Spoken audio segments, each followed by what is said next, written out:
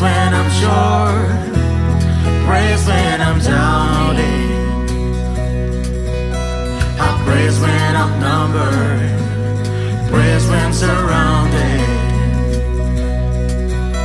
'Cause praise is the water my enemies drowning.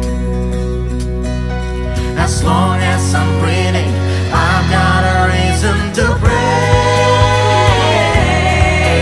the Lord, oh my soul. Praise the Lord, oh my soul. I'll praise when I'm feeling, I praise when I don't. I'll praise 'cause I know you're still in control. My praise is a weapon, it's more than a sound. My praise is the shout that brings Jericho down. As long as I'm breathing, I've got a reason to praise the Lord, oh my soul. Praise the Lord, oh my soul. I won't be quiet, my God is alive. How could I keep it inside? Praise the Lord, oh my soul.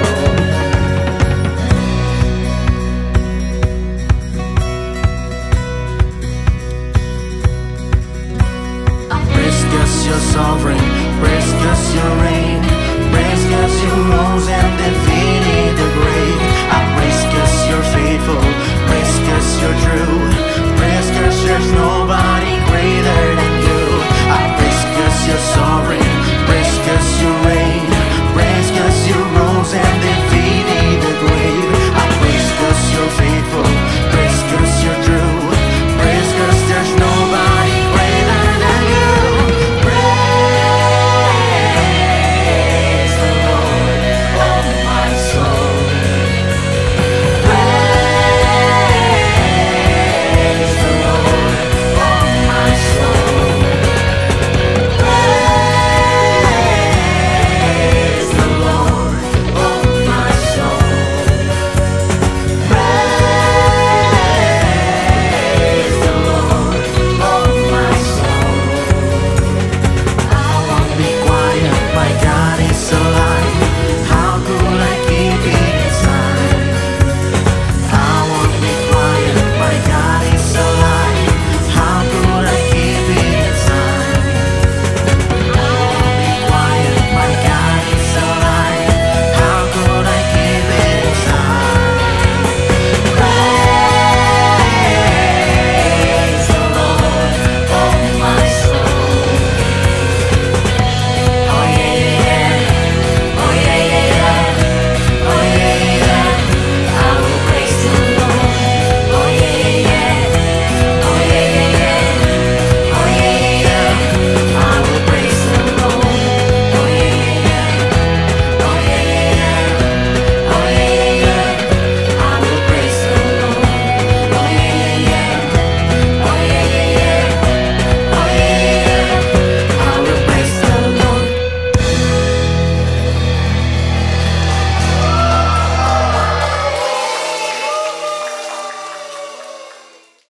Shalom, ketemu lagi dengan saya. Nah, saya akan menyampaikan sesuatu belajar dari seorang raja bernama Raja Asa. Dia adalah Raja Yehuda yang menggantikan Raja Abia. Nah, di awal-awal dari kehidupannya dikatakan demikian di 2 Tawarik 14 ayat 2-5. Asa melakukan apa yang baik dan yang benar di mata Tuhan Allahnya. Ia menjauhkan mezbah-mezbah asing dan bukit-bukit pengorbanan, memecahkan tugu-tugu berhala dan menghancurkan tiang-tiang berhala. Ia memerintahkan orang Yehuda supaya mereka mencari Tuhan Allah nenek moyang mereka dan mematuhi hukum dan perintah. Ia menjauhkan bukit-bukit pengorbanan dan pedupaan-pedupaan dari segala kota di Yehuda, dan kerajaannya pun aman di bawah pemerintahannya. Awal dari pemerintahan Raja Asa begitu luar biasa. Sementara banyak raja-raja Israel, raja-raja Yehuda pada zaman itu mereka kebanyakan adalah para penyembah berhala dan mereka membelakangi Tuhan dan tidak taat kepada hukum Tuhan. Tetapi Raja Asa beda. Di awal pemerintahnya disebutkan ia seorang yang komitmen, ia seorang yang setia, ia seorang yang melakukan kehendak Tuhan. Nah, kita lihat ketika ia berada dalam kondisi seorang musuh menyerang 10 tahun kemudian, di dalam pemerintahannya ada seorang bernama Zera dari Ethiopia. Ia bawa 1 juta orang dan 300 kereta perang di dalam 2 Tawarik 14 ayat 9. Pada saat negerinya sedang diancam, apa yang dilakukannya? Di 2 Tawarik 14 ayat 11 dikatakan, kemudian Asa berseru kepada Tuhan Allahnya, ya Tuhan, selain daripada Engkau, tidak ada yang dapat menolong yang lemah terhadap yang kuat. Tolonglah kami ya Tuhan, Allah kami, karena kepadamulah kami bersandar dan dengan namamu kami maju melawan pasukan yang besar jumlahnya ini. Ya Tuhan, Engkau Allah kami, jangan biarkan seorang manusia mempunyai kekuatan untuk melawan Engkau. Sebuah keputusan yang tepat ketika Asa dalam kondisi terancam, ketidakberdayaan pasukannya yang kecil, ia tahu bahwa ia tidak mampu untuk menghadapi Raja Ethiopia dengan kekuatan yang sedemikian besarnya. Keputusannya mencari Tuhan adalah pilihan yang sangat terbaik dalam kehidupannya. Nah, apakah ini berlangsung terus dalam kehidupannya? Nah, yang terjadi 25 tahun kemudian, ada sebuah masalah timbul. Di dalam 2 Tawarik 16 ayat 1 dan 2 dikatakan, pada tahun ke-36 pemerintahan Asa, majulah Baesa Raja Israel hendak berperang melawan Yehuda. Ia memperkuat Rama dengan maksud mencegah lalu lintas kepada Asa, Raja Yehuda. Lalu Asa mengeluarkan emas dan perak dari perbendaharaan rumah Tuhan dan dari perbendaharaan rumah raja dan mengirimnya kepada Ben-Hadad, Raja Aram yang diam di Damsyik, dan seterusnya. Nah, saudaraku, sebuah kisah yang sangat ironis dan bertolak belakang dengan pengalaman Raja Asa ketika ia dihadapkan dengan Raja Ethiopia, kemudian ia dihadapkan 25 tahun kemudian dengan Raja Aram, ya, dengan Raja Aram. Tapi apa yang terjadi? Ketika berhadapan dengan Ben-Hadad, Raja Aram, Asa tidak lagi melakukan hal yang sama, yaitu mencari Tuhan. Justru ia takut. Ia pada saat ia diserang oleh Baesa Raja Israel, ya. Ketika ia diserang oleh Baesa Raja Israel, ia mencari keputusan, ya, untuk memohon pertolongan kepada Ben-Hadad Raja Aram, supaya ia mendapatkan pertolongan manusia, tidak lagi mencari Tuhan. Sebuah kurun waktu yang membuat Raja Asa ini berbeda. Kenapa di awal dia bisa meminta pertolongan Tuhan, tetapi kemudian 25 tahun atau 26 tahun kemudian ia gagal untuk minta pertolongan kepada Tuhan. Pertanyaannya, kenapa Asa bisa berubah? Kenapa ia tidak konsisten lagi meminta pertolongan kepada Tuhan, tetapi justru kepada Raja Aram, Ben-Hadad? Nah, saya perhatikan di 2 Tawarik 15 ayat 19, mungkin ini menjadi sebab atau kuncinya kenapa Asa bisa melakukannya seperti itu. 2 Tawarik 15 ayat 19, tidak ada perang sampai pada tahun ke-35 pemerintahan Asa.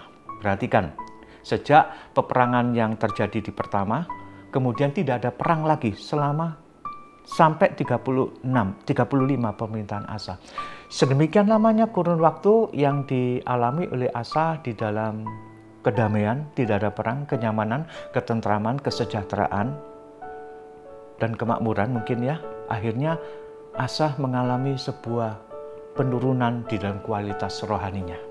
Ia tidak konsisten lagi meminta pertolongan kepada Tuhan, justru ia meminta pertolongan kepada Raja Aram, yaitu Ben-Hadad. Karena itu akhirnya seorang pelihat bernama Hanani, dia menegur dan menyampaikan firman Tuhan hukuman kepada Raja Asa ini, saudara.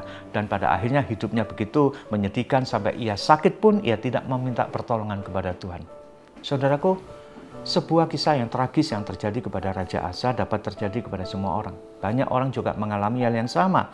Mereka tidak konsisten. Dulu rajin ke gereja, dulu rajin baca Alkitab, dulu setia kepada pasangannya, kepada suaminya, kepada istrinya, ya. Tetapi tidak lama kemudian, tahun-tahun kemudian ternyata ada perubahan yang begitu mengerikan, saudara.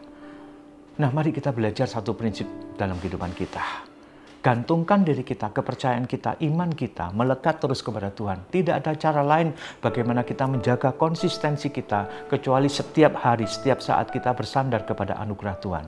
Anugerah Tuhan tidak hanya anugerah yang menyelamatkan, tetapi memampukan kita untuk berjalan setiap hari, untuk lekat dengan Yesus, dan kita menjadi kuat setiap hari bersama dengan Tuhan. Tidak ada jaminan juga kalau kita lengah dapat terjadi. Kekalahan demi kekalahan akan terjadi dalam hidup kita. Tapi kalau kita melekat kepada Tuhan, maka saya percaya konsistensi terjadi, anugerah itu akan memampukan kita untuk kita kuat menghadapi apapun juga, untuk kita hidup benar di dalam Tuhan. Bukan dengan kekuatan kita, tapi oleh anugerah Tuhan. Biarlah kiranya pengalaman Raja Asa ini akan menjadi pelajaran buat kita semua. Kita kuat bukan karena kekuatan kita kuat karena Kristus yang menjadi jaminan kekuatan kita. Tuhan memberkati kita semua. Amin.